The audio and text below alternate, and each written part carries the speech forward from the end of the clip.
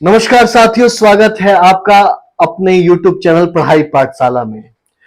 प्यारे दोस्तों, जैसा कि हम सभी लोगों को पता है कि ये मौसम परीक्षा का है। आए दिन अब लगातार परीक्षाएं होनी ही हैं। साथियों, अभी 20 तारीख को 20 अगस्त को सीटेट 2023 की परीक्षा होनी तय है।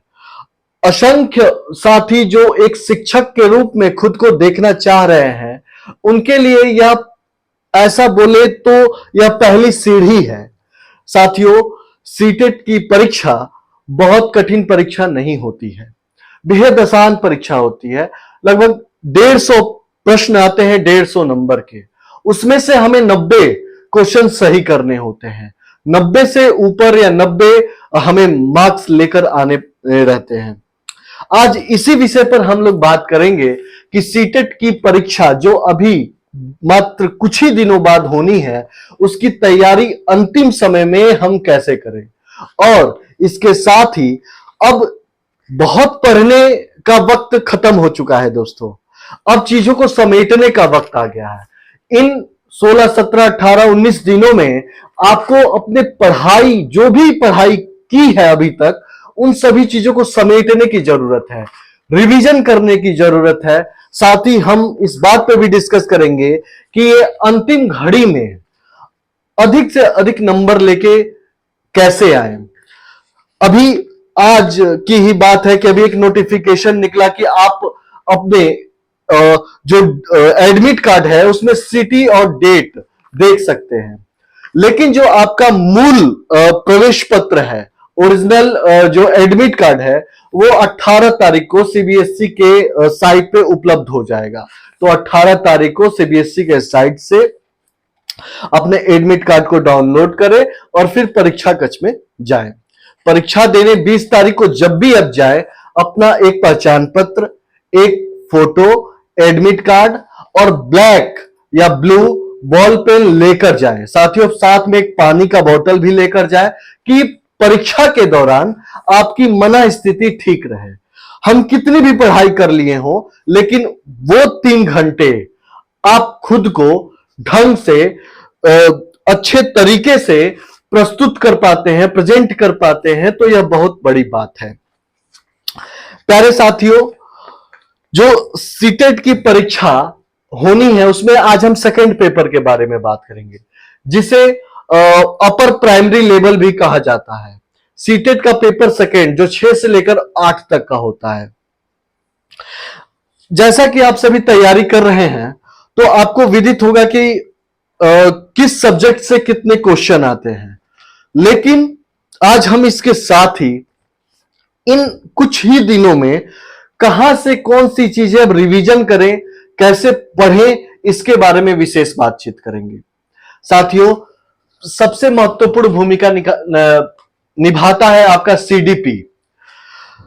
सीटेट के सेकेंडरी लेवल का जो पेपर होता है, अपर प्राइमरी लेवल का पेपर होता है, उसमें आपको सीडीपी जो 30 प्रश्न आते हैं, उसमें थोड़ी सी तैयारी आपको 30 में से 28 या 29 नंबर ला के दे सकती है। इन 20 दिनों में आपको जो 15 क्वेश्चन पेडागोगी के आएंगे, आपको पेडागोगी के जो भी प्रश्न सीटेट की परीक्षा में आएंगे, लगभग 60 प्रश्न आपके सीटेट की परीक्षा में पेडागोगी के रहेंगे। इन 60 प्रश्नों को सॉल्व करते वक्त आप खुद को एक विद्यार्थी या फिर एक शिक्षक के रूप में सोच कर बैठे। साथियों, अगर आपके समक्ष कोई ऐसा प्रश्न आ जाता है जो विद्यार्थियों से रिलेटेड हो, तो आपको खुद को एक विद्यार्थी के रूप में प्रेजेंट करना है। साथ ही अगर शिक्षक से रिलेटेड कुछ क्वेश्चन आ जाते हैं, तो आपको खुद को एक शिक्षक के रूप में क्या नैतिक है, क्या अनैतिक है, क्या निर्णय लेना चाहिए, क्या निर्णय नहीं लेना चाहिए, ये इस बात का ध्यान रखते हुए प्रश्न पत्र को हल करना है। अगर जो 60 प्रश्न आपके पेडागोगी के आ रहे हैं, वो आप ठीक ढंग से अच्छे तरीके से कर लेते हैं, तो प्यारे साथियों, आपकी परीक्षा बहुत अच्छी जाएगी और आप इस परीक्षा को धूमधाम से सफल कर पाएंगे। जो सीडीपी के क्वेश्चन 30 प्रश्न आने वाले हैं, उसके बारे में अगर मैं बात करूं तो अभी तक आपने जो कुछ भी पढ़ा है या जो नोट्स बनाया है, उस नोट्स का रिवीजन करना है आपको। ठीक है, उसके बाद कुछ क्वेश्चन तो एकदम श्योर है कि डिसलेक्सिया क्या होता है, डिस्ग्राफिया क्या होता है, इससे प्रश्न आने तय हैं, चाहे आपके पेडागोगी में आए, चाहे वो किसी अन्य विषय में आ जाए, लेकिन ये प्रश्न आने हैं। तो इसका एक पेज पे आप लिख ले, डिस्ग्राफिया क्या होता है, डिस्कैलकुलिया क्या होता है, ये आप लिख लें। दूसरी चीज, जो अब तक के प्रश्न पत्र आए हैं, पुराने प्रश्न पत्र जो हैं, उसको जरूर लगाएं। वो आपके समझ को विकसित करेगा। पुराने प्रश्न पत्र अगर आप लगा के जाते हैं तो विश्वास मानिए, सफलता से कोई नहीं रोक सकता। मैं अपनी व्यक्तिगत चीजें बताऊं तो सिर्फ मैंने 5 दिन सीटेट की परीक्षा के लिए पढ़ाई की और उसके बाद मैंने केवल और केवल पुराने प्रश्न पत्र हल किए और अरिहंत पब्लिकेशन की एक किताब आती है, उसके क्वेश्चन प्रैक्टिस किए। साथियों, बहुत अच्छे नंबर मेरे आए और विश्वास मानिए, अगर आप पुराने प्रश्न पत्र लगा के जाते हैं, अपने जो खुद के नोट्स बनाए हुए हैं वो लगा के जाते हैं, तो आपके बहुत अच्छे नंबर आने तय हैं। इसमें एक तो हो गए अपने जो नोट्स आपने बनाया है वो, दूसरी चीज हो गई जो पुराने प्रश्न पत्र हैं वो। अब तीसरी चीज मैं आपको बताना चाह रहा हूं कि तीसरी चीज ये है कि जो YouTube चैनल पे 2-4 चैनल है, उसको प्रतिदिन, या कोई आप काम कर रहे हैं या कहीं जा रहे हैं तो कान में लीड लगाए और उसको सुने। बस आपको सुनना है, ये मत सोचे कि कितनी चीजें हमें याद हो रही हैं, कितनी नहीं। लगातार बस अब रिवीजन करने का वक्त है, रटने का वक्त नहीं है। विश्वास मानिए, अगर 5-6 बार अपने सारे नोट्स को आप रिवीजन कर लेते हैं तो प्रश्न पत्र को देखते ही, जैसे ही आप प्रश्न देखेंगे तो सही उत्तर पे ऑटोमेटिक आपके हाथ चले जाएंगे, आप सही उत्तर करके आएंगे। अब तक कुछ ऐसा होता था साथियों की ऑनलाइन परीक्षा हो रही थी, तो 3-4 साल से ऑनलाइन परीक्षा थी। अब ऑनलाइन परीक्षा नहीं है, अब परीक्षा ऑफलाइन इस बार है। OMR सीट पे परीक्षा होनी है। घबराना बिल्कुल नहीं है, शांत चित्त से एकदम आराम से बबल को भरना है। साथियों, वहां क्लासरूम में आपके सामने आपके टीचर रहेंगे। कोई चीज आपको समझ नहीं आती है, बार बार पूछे, 10 बार पूछे, 100 बार पूछना है, लेकिन गलत कदापि नहीं करना है। वो टीचर आपके लिए ही वो वहां पर उपस्थित है, इसलिए गलत करने से अच्छा है 100 बार पूछें आप उनसे, वो उसी चीज की सैलरी ले रहे हैं। अब एक मानक तरीका क्या है OMR सीट भरने के? जैसे साथियों, CDP के 30 क्वेश्चन आ रहे हैं, आपको जो पेपर मिलेगा उस पे आप CDP के 30 क्वेश्चन को पेपर पे टिक लगा लिए कि हाँ भाई, पहला क्वेश्चन है उसका C सही है, दूसरे क्वेश्चन का D सही है, इस तरीके से टिक लगा लिया। जैसे ही आपका 30 कंप्लीट हो जाता है, उसके बाद क्या करें, OMR सीट उठाएं और स्टार्टिंग से लेके 30 तक उसको फिल कर ले। एक कुछ साथी मेरे ये करते हैं कि फर्स्ट से लेके लास्ट तक 150 क्वेश्चन साथ में सॉल्व करते हैं, उसके बाद अंत में वो OMR सीट को फिल करने की कोशिश करते हैं। ये सबसे बड़ी बेवकूफी होती है दोस्तों। उसमें क्या होता है कि हमारे OMR सीट में गोला भरते वक्त गलत हो जाता है, इसलिए छोटे छोटे डिसीजन ले, 30 क्वेश्चन या 20 क्वेश्चन का टारगेट ले, उसके बाद OMR सीट को साथ के साथ भरते हुए चले। ये एक मानक तरीका है, सही तरीका है। दूसरी एक चीज ये भी है कि आपके पास होने की संभावना दुगुनी बढ़ गई है, क्योंकि बहुत सारे साथी ऐसे थे जो ऑनलाइन परीक्षा में असहज महसूस कर रहे थे।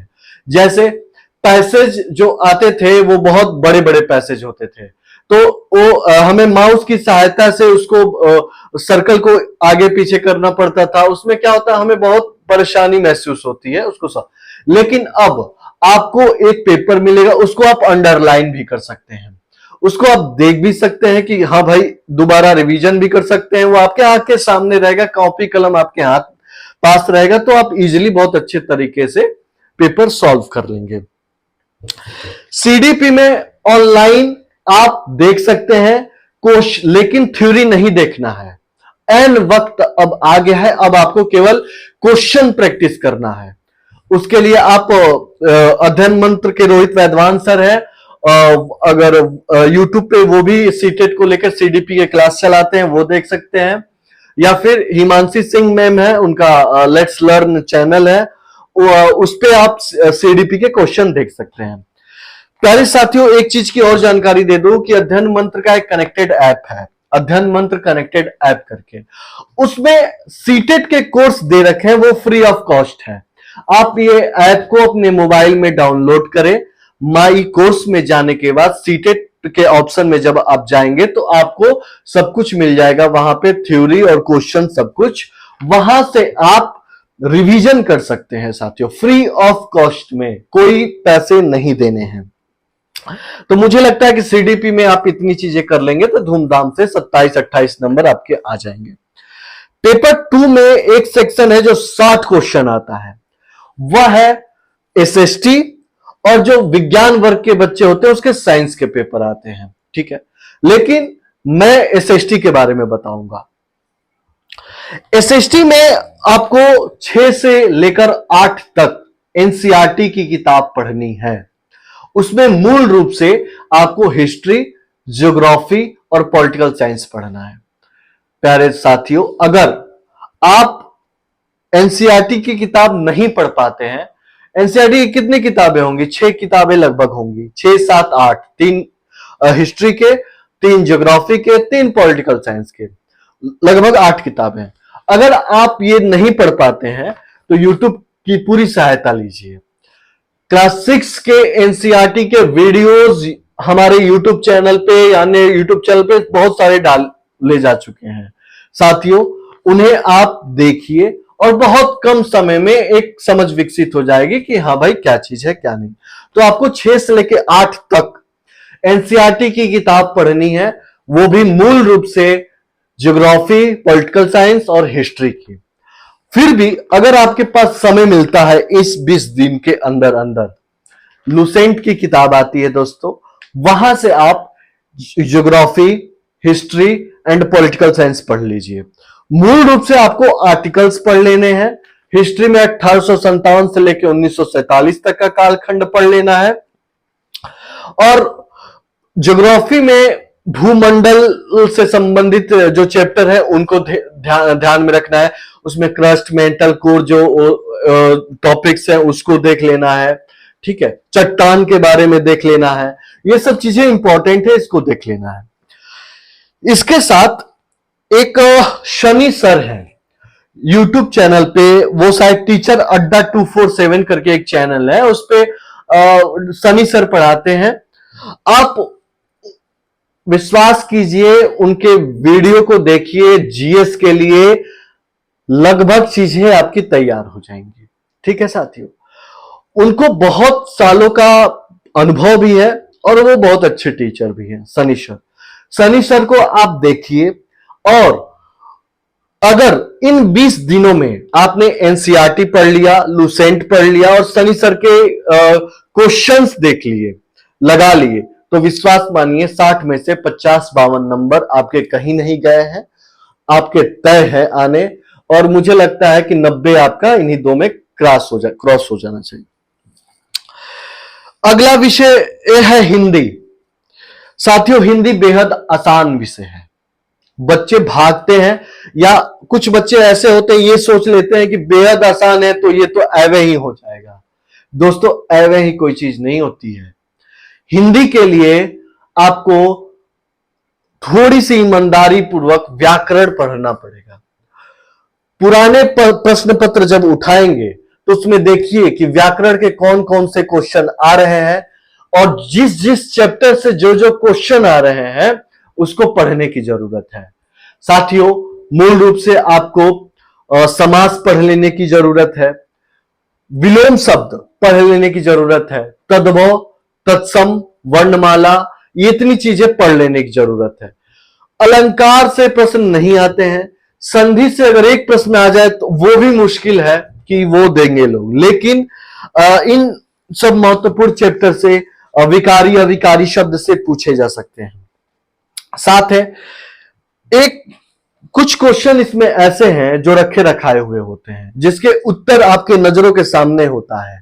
वो होते हैं पैसेज के क्वेश्चन। दोस्तों, हिंदी में पैसेज आएंगे, 5 क्वेश्चन आपके गद्य और 5 क्वेश्चन आपके पद्य। ये आपके रखे रखाए हुए क्वेश्चन है। साथियों, इसको पढ़ने के लिए सबसे अच्छा तरीका यह होता है कि हम पहले गद्य को पढ़ने से पहले हम पहले क्वेश्चंस को पढ़ लें। जो 5 क्वेश्चन आ रहे हैं उसमें व्याकरण के क्वेश्चन अगर पूछा गया है तो उसको हटा दें और अन्य जो क्वेश्चन आया है उसको हम पहले पढ़ लें, उसके बाद हम पैसेज को पढ़ें। पैसेज जब हम क्वेश्चन पढ़ लेंगे और फिर पैसेज को पढ़ेंगे तो हमारा माइंड स्ट्राइक करेगा कि ओहो, ये प्रश्न था जिसका उत्तर ये है, तो फिर हम प्रश्न पर जाएं और उत्तर सटीक मिल जाएगा हमें। इस तरीके से प्रबल संभावना है कि पैसेज के क्वेश्चन आपके गलत नहीं होंगे। ठीक ऐसे ही पद्य के क्वेश्चन जो होंगे वो भी करना है। व्याकरण के क्वेश्चन सही करने हैं। हिंदी जो पेडागॉजी के प्रश्न आएंगे साथियों, फिर से मैं वही बात दोहरा रहा हूं, आपको खुद को एक विद्यार्थी के रूप में या फिर शिक्षक के रूप में रख के प्रश्न को हल करना है। एग्जामिनर के रूप में बैठ के या फिर कोई थर्ड आदमी की तरह बैठ के नहीं सॉल्व करना है। बस वहां पे परीक्षा कक्ष में पेडागॉजी के सभी प्रश्न सॉल्व करते वक्त ये सोचे कि मैं एक विद्यार्थी हूं। अगर विद्यार्थी से रिलेटेड क्वेश्चन हो या फिर एक शिक्षक से रिलेटेड क्वेश्चन हो तो आप ये सोचे कि मैं एक शिक्षक हूं। हिंदी पर बात हो गई। जो अंतिम चीज है वो है, उसमें आपको लैंग्वेज 2 में या तो अंग्रेजी लेना है या तो संस्कृत या फिर अन्य विषय आप ले सकते हैं। मोस्टली बच्चे अंग्रेजी लेते हैं और जो अंग्रेजी भाषा जिनके लिए कठिन है वो संस्कृत लेते हैं। अंग्रेजी के लिए सेम वैसे ही दोस्तों कि पैसेज उसमें जो आएंगे, पैसेज बिल्कुल गलत नहीं करना है। भूल के अगर पैसेज आपने गलत किया तो समझ लेना कि 90 नंबर लाना थोड़ा सा कठिन हो जाएगा। इसीलिए पहले क्वेश्चंस को पढ़ने हैं पैसेज के, उसके बाद पैसेज को पढ़ना है। इससे क्या होगा कि जैसे ही आपको उस क्वेश्चन से रिलेटेड शब्द पैसेज में मिल गए, आपका माइंड स्ट्राइक करेगा और आपके उत्तर वहीं सही हो जाएंगे। पैसेज सही करना है। उसके साथ ही आपको टेंस, नरेशन, वॉइस, आर्टिकल, ये कुछ चैप्टर्स हैं, इसको पढ़ के जाने हैं। खास रूप से वॉइस, नरेशन, ये तो बिल्कुल ही पढ़ के जाना है। 2-2 क्वेश्चन पूछ सकते हैं दोस्तों, और ये अंग्रेजी में आपके नंबर बढ़ाने में मददगार सिद्ध होंगे। जो बच्चे संस्कृत से हैं उनके लिए मैं यही कहूंगा कि संस्कृत वाले बच्चे संस्कृत शब्द से न डरें। आप ये सोचें कि जैसे आपने हिंदी के प्रश्न पत्र को सॉल्व किया है, ठीक वैसे ही संस्कृत के प्रश्न पत्र को सॉल्व करना है। आपको संस्कृत के शब्द को हिंदी के रूप में पढ़ना है। उसमें भी पैसेज आएंगे। पैसेज करने का तरीका सेम है, पहले क्वेश्चन देखने हैं फिर जाके पैसेज में जाना है कि उससे रिलेटेड अगर शब्द मिल गए तो वहीं आपके प्रश्न सही हो जाएंगे। हिंदी के व्याकरण और संस्कृत के व्याकरण लगभग सेम है, उसमें भी समास पूछेगा, दोनों में समास पूछेगा, दोनों में एक वर्तनी भी पूछ सकता है, ये देख लेना है। आपको एक चीज और करनी है संस्कृत में दोस्तों कि 1 से लेके 20 तक या फिर 50 तक जो नंबर होते हैं उसको संस्कृत में एक नजर सरसरी निगाह से देख के जाना है। जैसे पूछ देगा कि 12 को संस्कृत में क्या कहते हैं, तो आपको पता होगा तो बोल देंगे द्वादश कहते हैं, 10 को दशम कहते हैं। तो आप संस्कृत में ये चीज मोटा मोटी देख के जाए, पैसेज सही करके आए और फिर व्याकरण सही करके आए, तो इस तरीके से आपके सभी प्रश्न हल हो जाएंगे। साथियों, सीडीपी के प्रश्न ओएमआर सीट भरते वक्त इस बात का ध्यान रखें कि 90 तक तो आपको नंबरिंग ठीक मिलेगी ओएमआर सीट में, लेकिन 90 के बाद आपको सचेत होके ओएमआर सीट को भरना है। लैंग्वेज 1 में भी 91 से लेके 150 तक नंबर रहेंगे और फिर लैंग्वेज 2 में भी 91 से लेके 150 तक नंबर रहेंगे। लेकिन आपको इसको करना कैसे? जैसे ही लैंग्वेज 1 91 से लेके 120 तक सॉल्व करना है। उसके बाद जब लैंग्वेज 2 में जाएंगे तो 121 से लेके लैंग्वेज 2 का, न कि लैंग्वेज 1 का। ओएमआर सीट में जब आपके सामने आएगी तो आप समझ जाएंगे। नहीं समझ में आए तो टीचर से पूछना, वो आपके लिए खड़ा है, वो आपके लिए सैलरी ले रहा है। तो लैंग्वेज सेकंड में 121 से लेके फिर 150 तक सॉल्व करना है। प्यारे साथियों, मुझे लगता है कि सीटेट पेपर सेकंड की परीक्षा के लिए इतनी चीजें इनफ है। कुछ दिन जो बचे हुए हैं उसमें चीजों को समेटना है। प्रश्न पत्र खूब सारा लगा के जाइए। अगर अब अभी तक कोई विद्यार्थी अपनी तैयारी शुरू नहीं किया है तो भी मैं उनको एक सलाह देता हूं फ्री का, कि आप अब तक के प्रश्न पत्र लगा के जाएं और अब से जितने भी यूट्यूब चैनल के मैंने नाम लिए वहां से क्वेश्चन लगा के जाएं। विश्वास कीजिए 100 नंबर से आप 100 नंबर से ऊपर आपके मार्क्स रहेंगे। साथियों, पेपर 2 के बारे में लगभग सभी बिंदुओं पर मैंने बात किया। अब अगले वीडियो में मैं कोशिश करूंगा कि पेपर फर्स्ट के बारे में बताऊं और मैंने अपने हिसाब से सब कुछ आप सबको बता दिया है। इसी के साथ मैं अपना वक्तव्य यही समाप्त करता हूं। आप सभी का स्नेह, आप सभी का प्रेम YouTube चैनल को मिल रहा है। आप सभी की ही जिम्मेदारी है कि इसको लाइक करें, सब्सक्राइब करें तथा अपने साथियों तक पहुंचाएं। इसी के साथ मैं अपनी वाणी को विराम कर देता हूं। धन्यवाद, नमस्कार।